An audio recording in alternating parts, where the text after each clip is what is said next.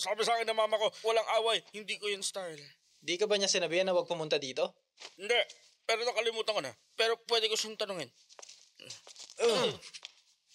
Walang away, sabi niya.